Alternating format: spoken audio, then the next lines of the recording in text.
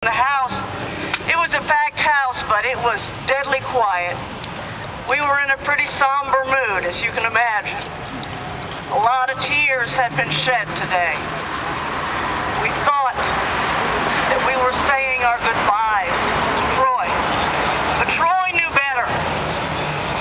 Troy continues to be an incredible source of strength and inspiration to us and to the family. And he didn't want us to think that he was deluding himself, so he allowed for the possibility always. He had made the appropriate plans, but he kept saying that he believed the hand of God was coming into play before this day was out. And while we were at New Hope House, Ed Weir walked into the room and said, "Okay, you've got to stay until Monday." Well, if you know Ed Weir and the way that he delivered that, nobody really got what he was saying. We thought, wait, we have to stay here until Monday? So he repeated himself. We have a stay until Monday. The Supreme Court has issued a stay. And you've never seen anything like this. The entire house just erupted. Some of us jumping up and down, some of us just crying out. I found myself just crying with joy uncontrollably. The hugs where we were just tackling each other. It was incredible. At that time, Troy's sister Martina and his mother Virginia were already back at the prison. There was a press conference this afternoon. So they weren't there to get the word. Last year, it played out similarly. His family was at the vigil, and it was a reporter who called and tipped them off, asking them how they felt about the news, and that's how they found out. So this time, the family was determined it wouldn't go that way.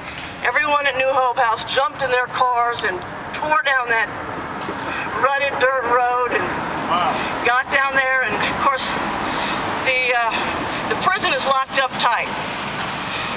When we got in this morning, there were 12 guards in the first 20 feet of the driveway, and at least 4 of them with shotguns,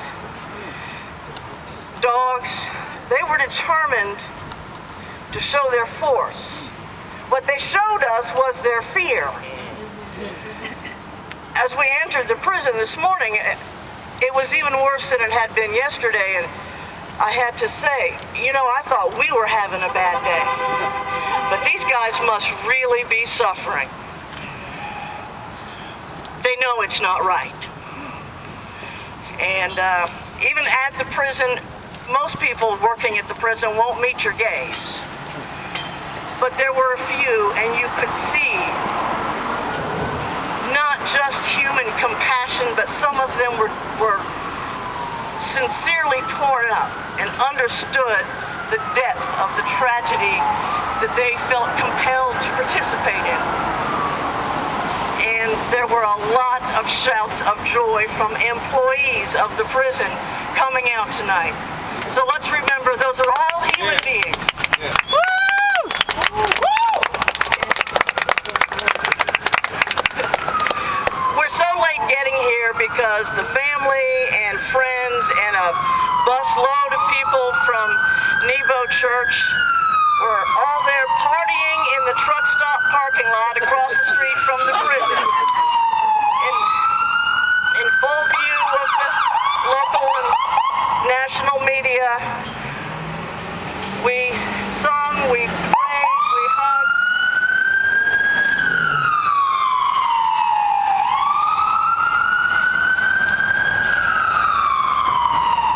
It's hard right now not to get caught up in the elation of it.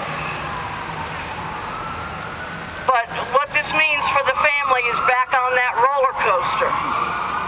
They've got another week before they have to face what they faced today all over again. That's the week that's been given to us. there's a hell of a lot of work to be done.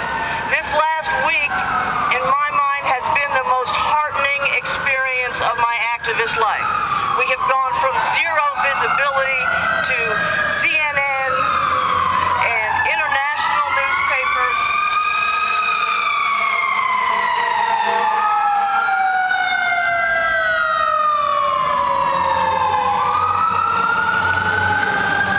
We had someone drive in from Las Vegas. We had someone drive in from Indianapolis. We've come a long way, and we have another week.